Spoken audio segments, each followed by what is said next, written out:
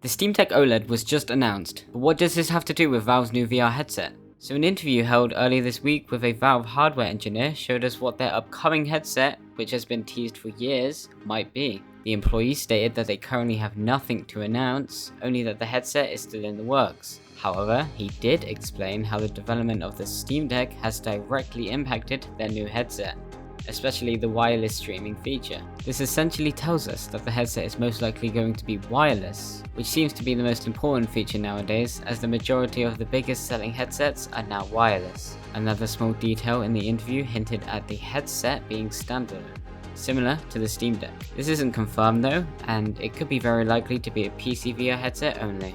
So let's go on to Pico. Pico has been in the news a lot lately, and not a lot of it has been very good. This week, we now have news of Pico wanting to lay off multiple teams in the company, including the sales team.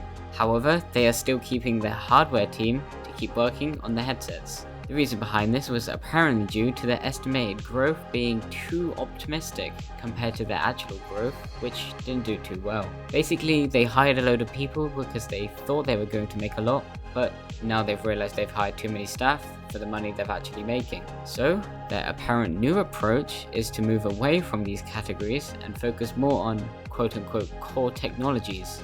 So overall, this doesn't mean that Pico is shutting down. In fact, according to ByteDance, Pico will still operate normally while they are continuing to invest into the company. But, keeping on the topic of Pico for a little more, let's talk about Blitz Rhythm. This game is basically Pico's version of Beat Saber, except one small difference. The game utilizes the Pico 4's motion tracker to use full body tracking for hitting beats. Cool, right?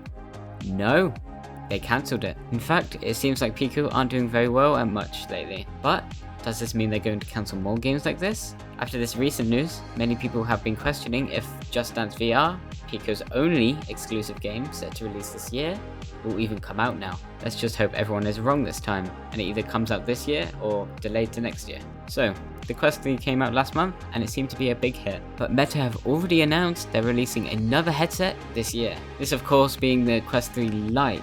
The headset is basically a cheaper and less powerful version of the Quest 3, but it's still stronger than the Quest 2. Mainly, it will have cheaper lenses, reducing the headset's quality, but reducing the price. This may be good for people who want the headset, but can't actually afford it. If you haven't got the Quest 3, would you want to get the Quest Lite instead? Make sure to tell me in the comments, and hopefully I'll see you next week.